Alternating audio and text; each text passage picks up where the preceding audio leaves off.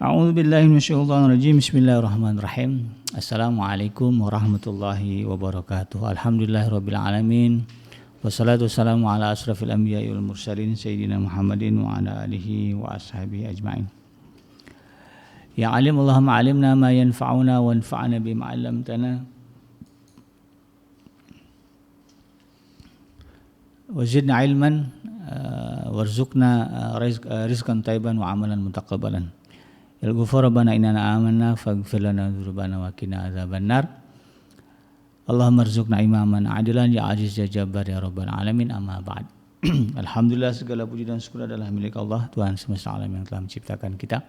Dan karena rahmat dari Allah Subhanahu wa taala kembali kita berjumpa di channel YouTube iDream TV dalam program Hikmah, himpunan kisah dan motivasi hidup, di mana insyaallah kita akan sama-sama mempelajari berbagai hal yang terjadi dalam kehidupan kita dan juga orang-orang sebelum kita, untuk kita ambil hikmah, kita ambil pelajaran dalam rangka meningkatkan kualitas ketakwaan kita kepada Allah Subhanahu wa taala. Karena Allah menegaskan inna akramakum indallahi atqakum. Yang paling mulia di antara kamu ya adalah yang paling bertakwa kepada Allah. Jadi di sini Allah menafikan nasab. Jadi kemuliaan manusia itu tidak ditentukan oleh siapa bapaknya, nenek moyangnya, tetapi bagaimana kualitas ketakwaannya kepada Allah. Jadi nggak usahlah ya ngeributin nasab. Ya, tapi bagaimana kita sama-sama berjuang ya, meningkatkan kualitas ketakwaan kita kepada Allah. Tidak lupa kita baca salawat dan salam. Allahumma salli ala Sayyidina Muhammad wa ala ali Sayyidina Muhammad. Assalamualaikum ya Nabi warahmatullahi wabarakatuh. Semoga Allah terima dan dilimpah curahkan kepada para nabi, para rasul ya, wabil khusus Rasulullah Muhammad sallallahu alaihi wasallam, dan semoga kita termasuk ke dalam kelompok orang yang akan berbahagia ketika berjumpa dengan Allah nanti di yaumul mahsyar, dijauhkan dari siksa api neraka, dimasukkan ke dalam jannah dan dipertemukan dengan Rasulullah sallallahu alaihi wasallam insyaallah. Amin ya rabbal alamin. Sahabat hadirin yang dirahmati Allah dimanapun Anda berada, di dalam kesempatan kali ini saya akan mengangkat satu tema ya, yaitu tentang anjuran untuk mencari dan memakan yang halal. Dalam bahasa lainnya ya, mencari dan memakan yang halal itu adalah kewajiban syariat. Dalam hal ini kita bisa melihat bagaimana Rasulullah sallallahu alaihi wasallam yang memberikan contoh teladan di dalam mencari dan memakan. Nah, ya bagaimana beliau mencari rezeki, ya bagaimana kemudian beliau memilah dan memilih ya makanan. Ini menjadi acuan bagi kita ya di dalam menjalani kehidupan kita sehari-hari. Jadi kalau kita ingin selamat ya, sebagaimana selamatnya Rasulullah SAW dan para sahabatnya di dalam kehidupan dunia dan akhirat, maka itulah juga yang kemudian kita contoh. Ya.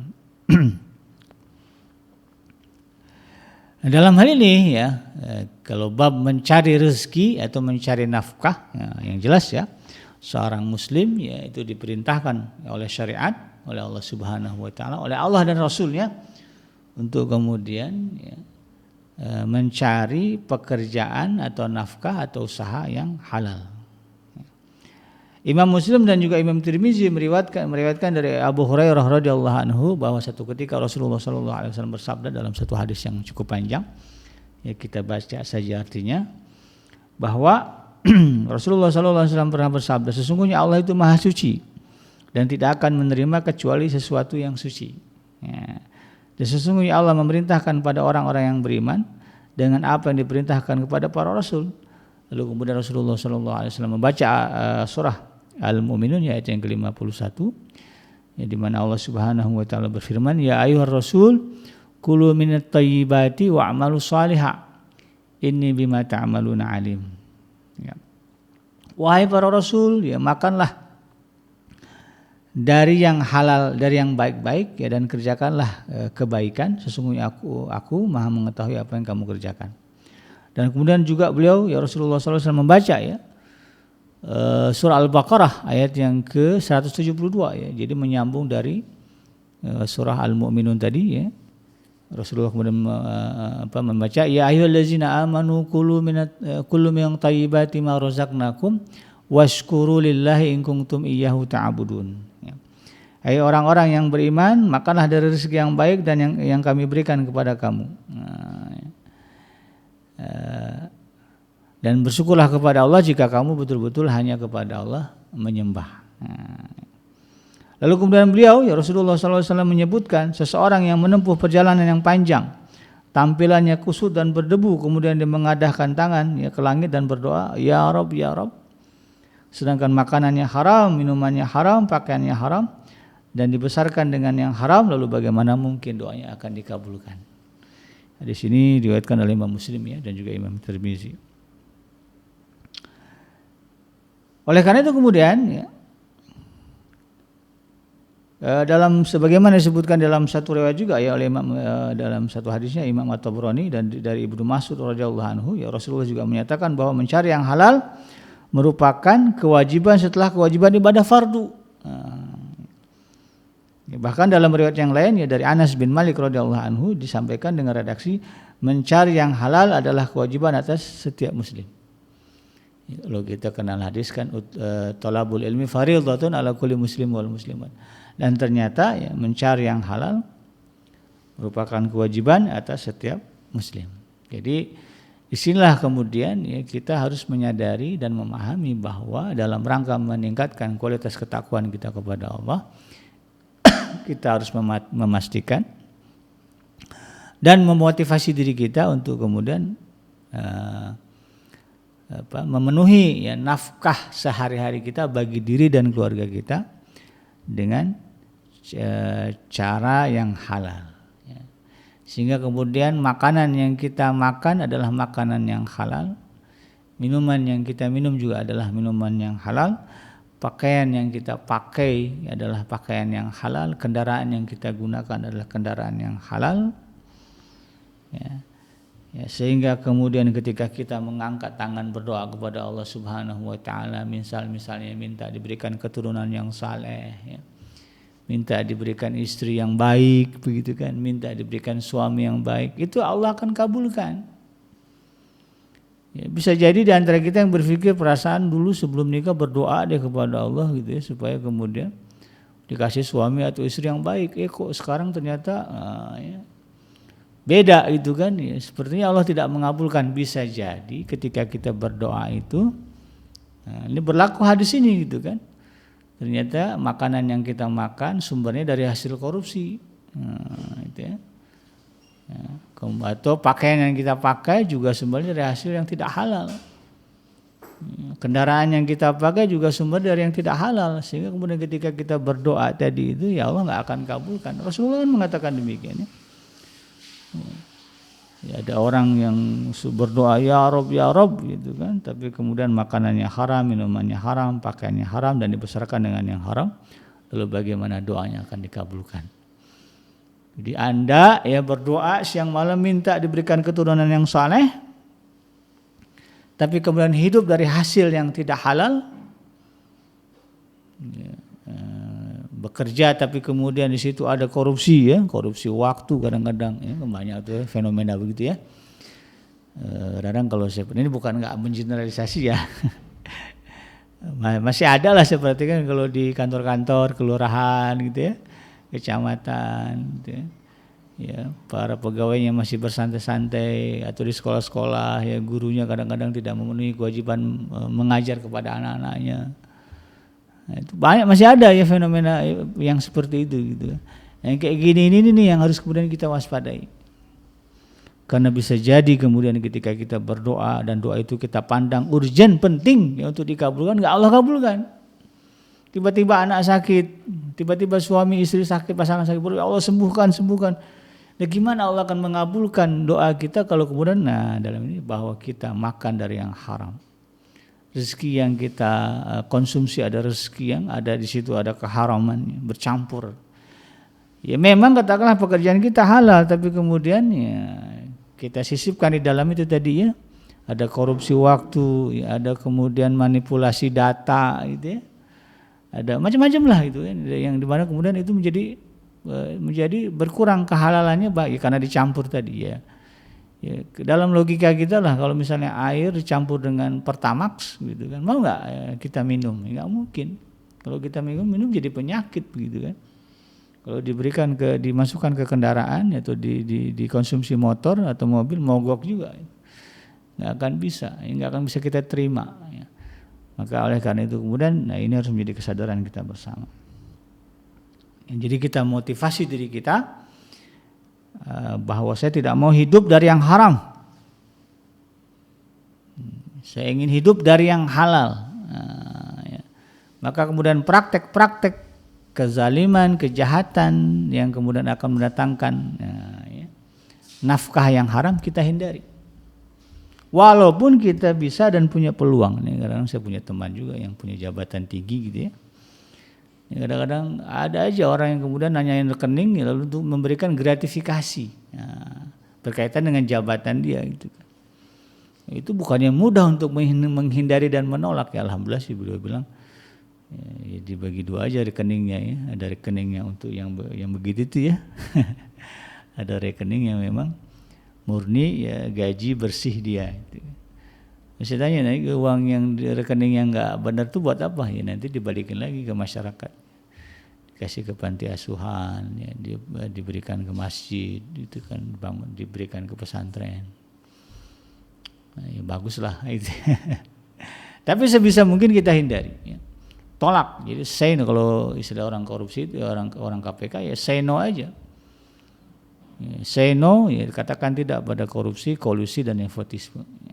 Apapun itu bentuknya, kalau sudah menyeleweng ya, dari aturan ya, undang-undang yang sudah ditetapkan, dari SOP yang sudah kita sepakati ya, kita tidak mau ya. Termasuk ya jam masuk tadi ya, ini masih saya jumpai juga kadang-kadang ya, harusnya masuk jam 7 ya, tapi kemudian molor jam 9 baru nongol di kantor-kantor pelayanan. Nah ini nggak jelas, tidak benar ya. Itu sama saja mencampurkan yang halal dengan yang haram. Jangan sampai terjadi. Dalam riwayat yang lain Rasulullah juga pernah mengatakan, siapa makan makanan yang baik, ya, mengamalkan sunnah ya, dan orang-orang selamat dari kejahatannya, maka ia akan masuk ke dalam surga. Lalu kemudian para sahabat bertanya, wahai Rasulullah, jumlah orang semacam itu banyak pada umatmu sekarang, ini atau gimana? Ya, kemudian Rasulullah bersabda, ya begitu pula orang-orang semacam itu akan ada pada masa-masa sepeninggalanku.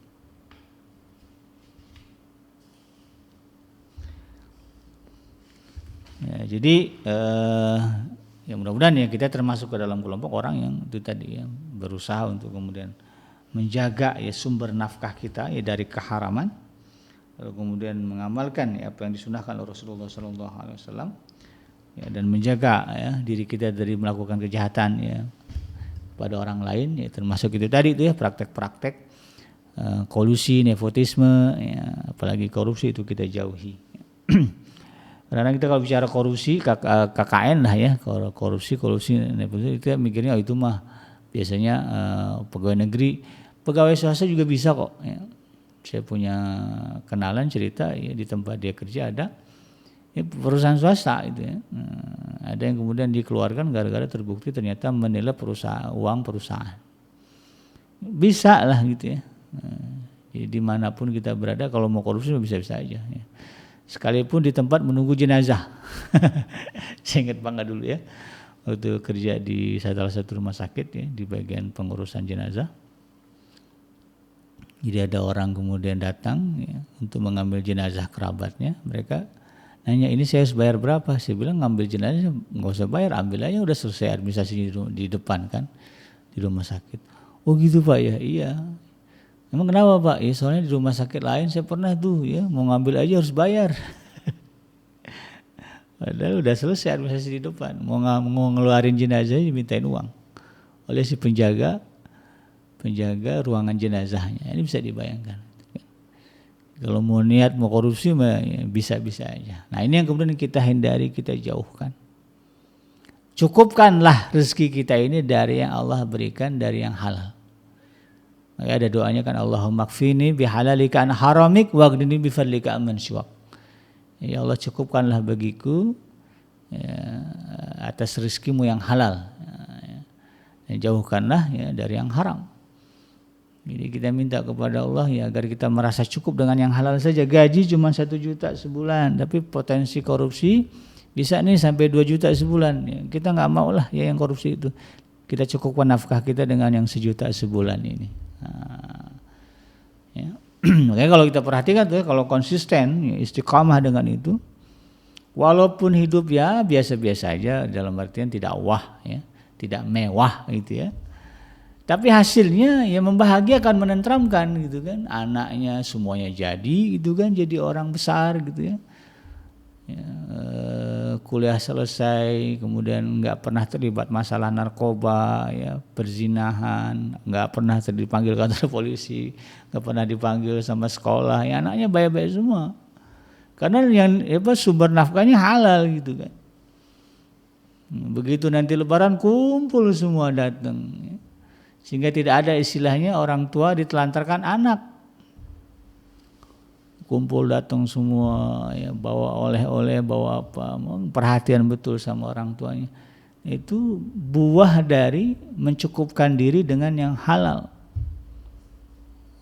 Walaupun nggak bisa memenuhi keinginan, karena kita nggak bisa membedakan antara keinginan dengan kebutuhan. Nah, seringkali yang kita minta kepada Allah adalah keinginan kita. Padahal seharusnya ya, kalau berbicara keinginan, belum tentu keinginan kita itu yang terbaik buat kita. Ya Allah minta berilah saya ya rumah yang besar, belum tentu rumah yang besar itu membuat kita tenang. Karena dasarnya keinginan. Ya, gitu ya. Nah, jadi ini kita harus paham ya, kalau minta kepada Allah, mintalah yang kita butuhkan, jangan minta yang kita inginkan. Nah, kalau memang itu menjadi kebutuhan kita mendesak, ya mintalah kepada Allah. Tapi kalau hanya sebatas keinginan ya, dan bukan keperluan, ya, kalau diminta kepada Allah, ya sekali itu ya harus hati-hati juga. Bisa jadi kalau Allah kabulkan justru kemudian menjauhkan kita dari Allah Subhanahu wa taala. Dulu kan ada tuh kisah yang masyhur ya, ada namanya Sa'labah ya, sahabat Nabi ya, ada orang zaman Rasulullah yang kemudian ya, minta diberikan kekayaan, ya Rasulullah berdoa kepada Allah, kemudian dia jadi kaya. Tapi ternyata kemudian kekayaan itu menjauhkannya dari ketaatan kepada Allah pada akhirnya. Nah, ini yang kemudian kita harus pahami. Satu ketika Rasulullah SAW pernah menasihati Abdullah bin Amr bin As.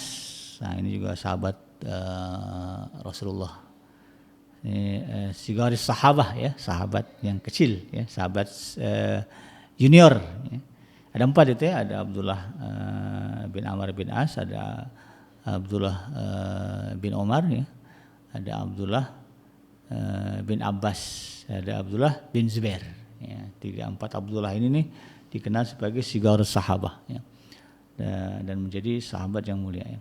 Jadi satu ketika ya beliau Abdullah bin Amr bin As ini ya, pernah dinasihati oleh Rasulullah SAW.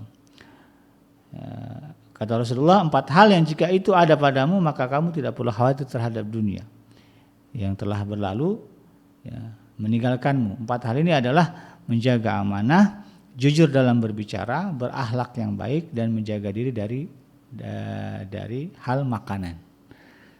Ya, ini diriwayatkan oleh Imam Ahmad, Imam Tabrani ya, dan juga Al-Munziri. Ya. Jadi Rasulullah ya mewasiatkan kepada Abdullah bin Amr bin As ini ya, salah satunya adalah menjaga diri dari makanan. Nah, makanan maksud sini apa? Makanan yang haram, makanan yang tidak baik, karena sebagaimana yang Allah sebutkan di dalam surah Al-Baqarah ayat yang ke-172 tadi ya, yang dibacakan oleh Rasulullah SAW, ya ayyuhallazina amanu kulu min thayyibati ma razaqnakum. Ya makanlah ya dari rezeki yang Allah hai orang-orang yang beriman ya, makanlah ya, yang baik-baik dari rezeki yang Allah berikan kepada kalian. Kalau dia baik udah pasti halal, tapi kalau dia halal belum tentu baik gitu ya. Nah, kalau dia thayyib udah pasti kehalalannya. Tapi kalau dia halal belum tentu kebaikannya terpenuhi. Misalnya ya, gula kan halal gitu ya, tapi kalau misalnya diminum sama orang yang dimakan sama orang yang ada diabetes itu jadi bahaya itu kan. Jadi tidak baik. halal tapi kemudian tidak baik. Jadi Allah perintahkan, hai orang-orang yang beriman, makanlah dari yang baik-baik dari rezeki yang Allah berikan, yang halal gitu. Jadi itu adalah perintah Allah dan kemudian diwasiatkan oleh Rasulullah SAW kepada para sahabat. Jadi penting bagi kita kemudian untuk menyadari bahwa memakan makanan yang halal merupakan beban ya, yang harus kita pikul dalam syariat, dalam kita beragama. Jangan kemudian kita hanya berpikir yang penting sholat, ngaji, puasa itu kan. Kalau masalah rezeki mah ya apa aja kita sikat, ya nggak boleh. Ya. Justru ya, ketika kita mengabaikan prinsip halal haram di dalam mencari nafkah, ya, kan banyak tuh ya, kadang dia orang Islam tapi nggak segan-segan untuk kemudian melakukan praktek penipuan. Ya, kadang-kadang kalau kita lihat itu ya kasus-kasus penipuan, ya orang nipu ya supaya transfer uang itu banyak ya. Kalau dulu istilahnya papa minta pulsa ya, mama minta pulsa ya. Karena orang kalau dari gaya bicara kayaknya orang Islam itu ya. Pakai kalimat ya Allah Bapak ya, astagfirullah Pak. Masa saya nipu? Itu orang Islam itu ya. Nah, orang-orang kayak gini nih ya, kalau mengikut ayat ini berarti dia membantah, mengingkari ya, atau membelakangi perintah mencari rezeki atau memakan makanan yang halal ya. Ya, kalau sudah Allah saja berani dibantah, dibangkang, ya gimana akan selamat di dalam kehidupan dunia dan akhirat. Dan terkait makanan yang halal ini Rasulullah SAW juga pernah bersabda, siapapun orang yang mendapatkan harta yang halal, kemudian ia membelanjakan harta tersebut untuk kebutuhan pangan dan sandangnya, serta untuk memenuhi kebutuhan orang-orang yang berada di bawah tanggungannya, maka itu menjadi penyuci baginya. Ya, kadang kita ini adalah ya melakukan kesalahan-kesalahan yang kita tidak sadari ya. Ya mungkin karena emosi ya, ngomong ucapan yang menyakitkan orang lain ya. Dicari orang yang udah nggak ada gitu ya. Nah, udah nggak ketemunya di jalan kadang-kadang ya. Papasan di jalan ya bawa kendaraan sama-sama emosi ya, akhirnya sama-sama mengeluarkan kata-kata yang tidak baik. Yang kayak gini ini kadang kita tidak sadari. Nah, inilah yang kemudian kata Rasulullah itu bisa disucikan dengan ya, komitmen kita mencari nafkah yang halal dan memberikannya kepada keluarga kita. Jadi para ayah, ya, para ibu, terutama ibu tunggal ya, yang kemudian bersemangat ya bekerja dengan cara yang halal ya, tidak menjual diri, ya, tidak juga kemudian menipu ya. Banyak tuh sekarang-sekarang ya, ada orang ya biasa aja kayaknya nipu gitu. Ini bikin arisan ceritanya lalu kemudian ngilang. Itu saya kadang-kadang mikir di mana ya, kesadarannya itu ya. Ya, jadi cari yang halal, menjauhkan diri dari menipu ya.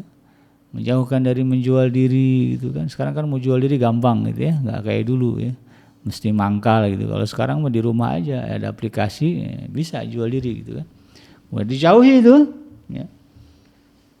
Demi memenuhi prinsip mematuhi perintah Allah ya, perintah Allah dan Rasulnya ya, mencari dan memakan yang halal, maka insya Allah ya komitmen ini juga menjadi cara bagi kita ya untuk mendapatkan ampunan dari Allah Subhanahu Wa Taala.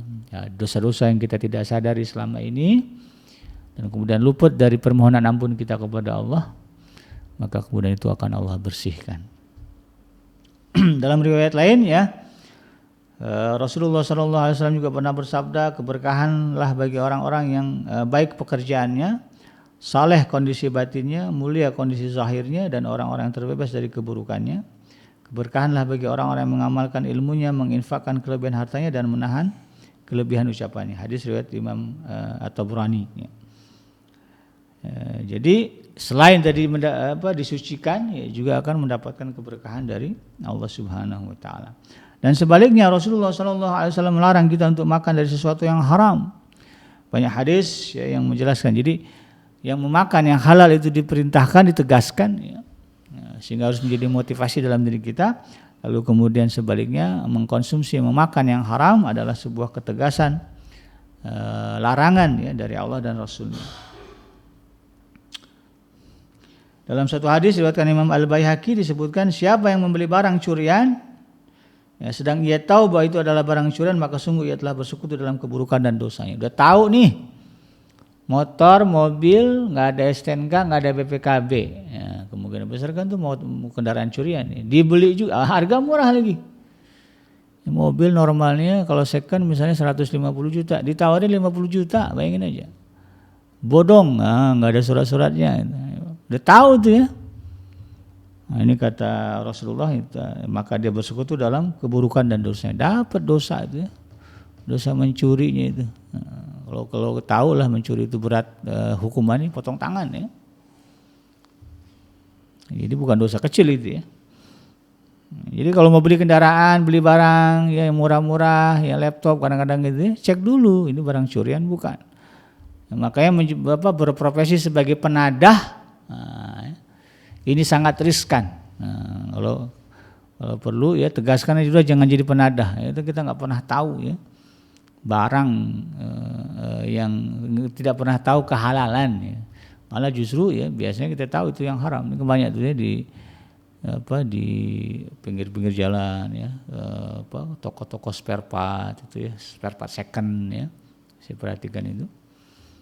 Nah, kalau saya dengar beritanya gitu ya, banyak yang kemudian orang nyuri motor ya, lalu kemudian dipretelin, dijual dalam bentuk spare part ke toko-toko second. Ini riskan ya. Nah, jadi tidak bisa ya dijadikan sebagai sumber nafkah yang halal. Jadi kalau kita ingin komitmen mencari nafkah yang halal, yang kayak gini kita hindari ya. Carilah ya gitu ya. Pasokan-pasokan ya, pemasok-pemasok yang halal. Udah tahu yang datangnya yang maaf bukan ini ya, penampilan udah kelihatan banget lah ya. Penampilan pencuri gitu ya. Masih juga diterima karena mau jual murah. Nah, ini tidak benar. Bahkan dalam satu hadis yang lain Rasulullah katakan, sesungguh seorang di antara kalian mengambil tanah kemudian memasukkannya ke dalam mulutnya, itu jauh lebih baik daripada memasukkan ke dalam mulutnya apa yang diharamkan oleh Allah ya. Makan tanah lebih baik, masih lebih baik gitu kan, daripada kemudian makan yang haram-haram dalam bentuk yang enak-enak ya. Ya istilahnya makan daging ayam tapi dari rezeki yang haram, lebih tercela ya, sangat dicela daripada kemudian memasukkan tanah ke mulut ya. Ada di Afrika itu sahabat Adrim ya, nama makanan saya lupa itu ya. Itu terbuat dari lumpur tanah liat dicampur garam. Saking susahnya orang sana itu ya. Ya untuk cemilannya kadang-kadang dibikin itu ya. Tanah liat, kasih garam, dikeringin bulat-bulat tuh kayak kue tuh. Nah itu dimakan. Nah, kita yang mandangnya kan ya Allah makan tanah. Itu lebih mulia kata Rasulullah SAW daripada kemudian kita berada di meja makan dengan hidangan yang penuh, tapi kemudian sumbernya adalah dari yang haram. Ya, meja makannya koruptor sangat terhina dan tercela di pandangan Allah Subhanahu Wa Taala daripada kemudian itu dia makanan kue tanah liat buatan orang Afrika. Nah, bayangkan. Jadi jangan bangga ya dengan penuhnya makanan di atas meja kalau kemudian itu sumbernya adalah dari yang haram. Oleh karena itu kemudian sahabat Adrim yang dirahmati Allah ya, dalam satu hadis ya, yang diriwayatkan oleh Ibnu Majah ya radhiyallahu anhu, bahwa Rasulullah SAW pernah mengatakan ayuhan nas, wahai manusia, ittaqullah ya, bertakwalah kalian kepada Allah. Wa ajmilu fit talab ya. Dan kemudian perbaikilah, perindahlah kan begitu ya. Ya jalan mencari rezeki ya. Wa ajmilu fit talab ya. Jadi pastikanlah kalian dalam mencari nafkah itu menempuh cara yang diridhoi Allah, cara yang halal ya. Kenapa? Karena Rasulullah mengatakan fa innan nafsan ya lan tamut hatta tastawfi rizqaha ya. Karena sesungguhnya manusia kata Rasulullah SAW tidak akan mati ya, hingga ia benar-benar telah mengenyam seluruh rezekinya.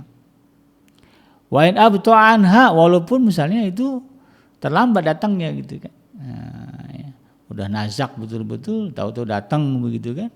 Rezeki dia yang terakhir ya, baru nanti akan mati. Fattaqullah kata Rasulullah SAW, diulang lagi, bertakwalah kepada Allah, wa ajmilu fit talab, dan perbaikilah ya cara kalian mencari nafkah. Khuzu ma halla wa da'u ma harum. Nah, ya. Carilah ya, ambillah yang halal-halal dan tinggalkanlah apa yang haram. Jadi kalau di dalam hadis ini sahabat iDream ya, mencari nafkah yang halal itu merupakan indikasi ciri ketakwaan kita kepada Allah Subhanahu wa taala. Jadi kalau kita bertanya apa ciri orang bertakwa, adalah orang yang memastikan sumber rezekinya adalah halal. Sumber rezeki dalam arti pekerjaannya, usahanya, apalagi bisnisnya, itu adalah yang halal. Nah, inilah yang menjadi tantangan ya besar mungkin bagi orang-orang sekarang di tengah mencari pekerjaan yang sulitnya. Kita masih mendapati kabar ya, sampai sekarang ya, sulit mencari pekerjaan. Saya punya kerabat ya, ada yang sudah 2 tahun nganggur gitu ya. Ya, kemudian juga dagang ya, katanya banyak yang sepi ya itu ya. Nah, di tengah situasi seperti ini tentu ini menjadi tantangan ya, menjadi ujian bagi kita untuk bisa istiqomah ya di dalam mengupayakan diri mencari rezeki dan memakan makanan yang halal dan menjauhkan diri kita dari yang haram-haram. Oleh karena itu support juga ya kondisi kita ini dengan doa ya. Kita minta kepada Allah, ya Allahumma kfini bi halalika an haramik waghdini fi fadlika amman siwak ya. Baca doa ini insyaallah ya akan dimudahkan oleh Allah Subhanahu wa taala untuk memenuhi ya nafkah diri dan keluarga kita dengan cara yang halal ya. Dan kalau sudah ketemu pekerjaan yang halal ya atau bisnis yang halal, maka istiqamah dan kemudian jaga jangan sampai ya bercampur dengan yang haram ya. Udah diterima di tempat pekerjaan yang bagus, maka rajin bekerja di situ, ya, ikuti SOP-nya. Ya, masuk tepat waktu, pulang tepat waktu gitu ya. Jangan kemudian dikurang-kurangi. Ya. Karena itu nanti akan mengurangi keberkahan atau kehalalan dari nafkah yang kita terima ya setiap bulannya, atau gaji yang kita terima setiap bulannya. Demikian sahabat iDream yang dirahmati Allah, mudah-mudahan bermanfaat dan menjadi motivasi bagi kita untuk meningkatkan kualitas ketakwaan kita kepada Allah ya. Sehingga kemudian ketika kita wafat ya, meninggalkan alam dunia ini, Allah memberikan ya janji-janji yang telah disampaikan di dalam surga, di alam dunia, yaitu surganya Allah Subhanahu wa taala. Dan surga itu Allah katakan u'iddat lil muttaqin ya, dijanjikan bagi orang-orang yang bertakwa.